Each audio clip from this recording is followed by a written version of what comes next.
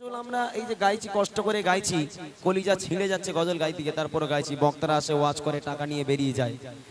একটা কথা, এই রকম জলসা দিয়ে গজল দিয়ে কোনো লাভ হবে না যদি মানুষ পরিবর্তন না হয়। এখন আমি যে গজল করে গাইবো, গজল করে আপনাদের শুনতে হবে, শোনার পর আমল করতে হবে। এখন মনে করছেন যে শিল্পী ইমরানের গজল আমরা ইউটিউবে দেখেছি, আজ সরাসরি শুনছি, বেশ ভালো লাগছে শুনে, বাড়ি যাবো, কাল সকালবেলা উঠে আর মনে থাকবে না। এরকম যদি আপনাদের মন মানসিকতা হয়, তাহলে 1000 দিন যদি এই গজলের মাহফিল, ওয়াজের মাহফিল দেওয়া হয়, তাও মানুষের কোনো উপকারে আসবে না, এই মাহফিল আল্লাহর কাছে কবুল হবে না যতক্ষণ মানুষ পরিবর্তন না হবে। দেখেন আল্লাহ পাক কালামুল্লাহ শরীফের মধ্যে বলে, কুল্লু নাফসিন যায়কাতুল মাউত, প্রত্যেক প্রাণীকে মৃত্যুর স্বাদ গ্রহণ করতে হবে, কেউ আগে আর কেউ পরে। ওই সমস্ত যুবকেরা যদি জানতো একটা 407-এর উপরে বড় বড় দুটো ডিজে বক্স তুলে দিয়ে ঘুম ঘুম করে মাটি কাঁপাতে কাঁপাতে যারা রাস্তা দিয়ে নিয়ে যাচ্ছ, আজকের আনন্দের সঙ্গে ডান্স করতে করতে মেন রোডের উপর থেকে যাচ্ছ, একটা বার ভেবে দেখো যদি বাই চান্স গাড়িটা অ্যাক্সিডেন্ট হয়ে তোমার মৃত্যু হয়ে যায়, তাহলে আল্লাহ পাক, আল্লাহ তাআলা তোমার কি ডাইরেক্ট জান্নাতে ফেলবে না জাহান্নামে? বুঝবেন আমার কথা, রাগ করবেন না কেউ, যারা পিকনিক করেন তারাও রাগ করবেন না। বাই চান্স যদি আপনার অ্যাক্সিডেন্ট হয়ে যায়, ডিজে বাজাতে বাজাতে আপনি যাচ্ছিলেন, যেতে যেতে অ্যাক্সিডেন্ট আপনি মারা গেলেন, ফেরেশতারা বলবে আল্লাহ রিজেক্ট করা মাল, বলে আগে ফেল। কোন দিক ফেল? জান্নাতের দিক ফেল আগে। আল্লাহ পাক, আল্লাহ তাআলা সেই বান্দার উপর কি খুশি হবে? কবরের মাটিকে বলবে, এই ফেরেশতারা ওই মৃত ব্যক্তিকে, মাইয়াতকে ডিজে বানিয়ে কবরের মাটি তোরা কাঁপায়, এবার আমি একটু দেখি। তাই না? রাগ করবেন না আপনারা। একটা গজল বলবো, চোখটা বন্ধ করে শুনবেন। যদি কবরের ভয় মনে চেতনা জাগে, ভয় যদি আসে, তাহলে কাল থেকে নামাজ পড়তে হবে, না হলে এরকম মাহফিল দেওয়ার কোনো দরকার নেই। যেমন ডান্স হাঙ্গামা আপনারা দেখেন বা টিভি সিরিয়াল দেখেন, ওগুলোই বেটার। যদি পরিবর্তন না হতে পারেন, টাকা খরচা করে গজলের মাহফিল দেওয়ার কোনো দরকার নেই। ওয়াজ হোক, ওয়াজ শুনে বাড়ি চলে যান, তাবারুক নিয়ে কোনো আমল করার দরকার নেই। তবে যদি চেতনা জাগার ইচ্ছা থাকে, মনে যদি কবরের ভয়, আল্লাহর ভয় যদি ঢোকাতে চান, গজলগুলো শুনবেন এবং এর উপর আমল করতে হবে। দেখেন মৃত্যু পর আমাদের কি হবে। কবি লিখছে, কবর কবর কঠিন কবর সঙ্গে কেহ রাবে না, কবর কবর কঠিন কবর সঙ্গে কেহ রাবে না, সাপার বিছে খাবে কুরে, সাপার বিছে খাবে কুরে, সাধের দেব খানা, কবর কবর কঠিন কবর সঙ্গে কেহ রাবে না, কবর কবর কঠিন কবর সঙ্গে কেহ রাবে না, সাপার বিছে খাবে কুরে, সাপার বিছে খাবে কুরে, সাধের দেব খানা, কবর কবর কঠিন কবর সঙ্গে কেহ রাবে না, কবর কবর কঠিন কবর সঙ্গে কেহ রাবে না। আজকে আমি এখানে গজল বলছি, বাড়ি ফিরে যাব কোনো গ্যারান্টি নেই, রাস্তায় আমার মৃত্যু এসে যেতে পারে। আজকের গজল শুনছেন, কাল জলসা শুনবেন, কোনো গ্যারান্টি নেই। জলসা শোনার আগে আপনার মৃত্যু এসে যেতে পারে, মৃত্যুর কোনো গ্যারান্টি নেই। এখন আমি গজল বলছি, বাড়ি যাবো, কাল আপনারা ভাববেন ছেলেটা কাল গজল বলছিল, আজকে দুনিয়ায় নেই, মারা গেল। মসজিদে এলান হবে, আমাদের অমুক গ্রামে অমুকের বাড়ি, অমুকের বাপ, অমুকের মা, অমুকের দাদা দাদি ইন্তেকাল হয়ে গেছে, আগামীকাল জোহর বাদ তার জানাজা দাফন হবে ইনশাআল্লাহ। মসজিদ এলান হয়ে গেল, সারা লোক চতুর্দিকে ঘোরাঘুরি করবে, কে মারা গেল, কে মারা গেল।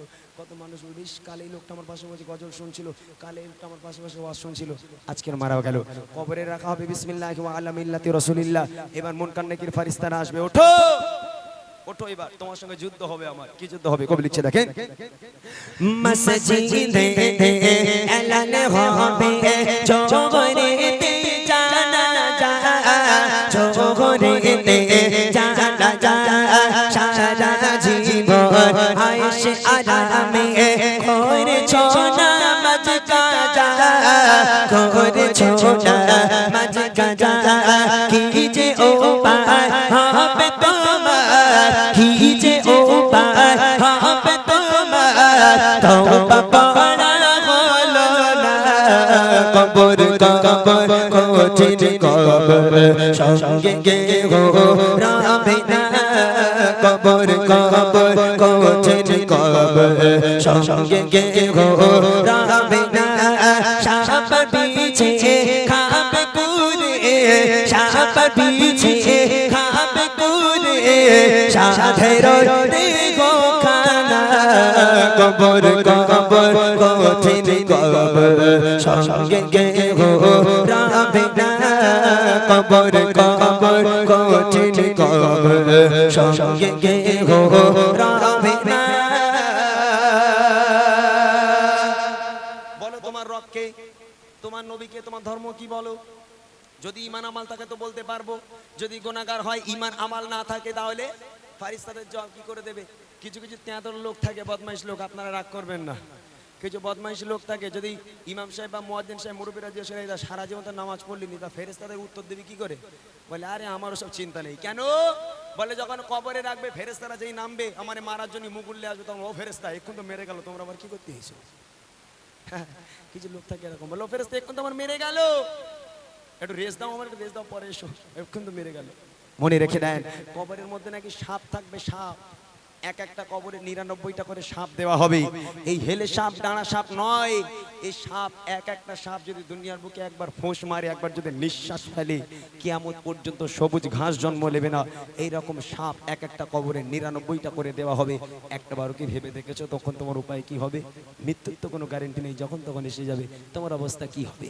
নামাজ তো কখনো পড়া হয়নি, তাই কবি লিখছে মন কানে ফারিস্তারা আসবে যখন কবরে আসবে যখন কবরে করবে তখন তোমায় সওয়াল জবাব দেবে কি করে জবাব দেবে কি করে না পারিলে সওয়াল জবাব না পারিলে সওয়াল জবাব কি হবে ভেবে দেখো না কবর কবর কঠিন কবর সঙ্গে গেহ রাবে না কবর কবর কঠিন কবর সঙ্গে গেহ রাবে না সাপার পিছে খাবে কুরে সাপার পিছে খাবে কুরে সাধের দেহ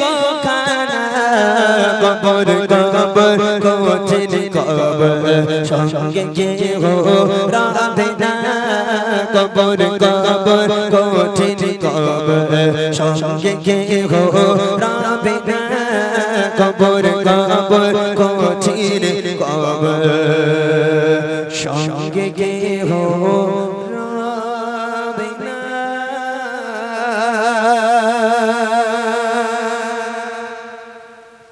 মাশাআল্লাহ, শুনলেন কবর সংক্রান্ত একটি কালাম। চলুন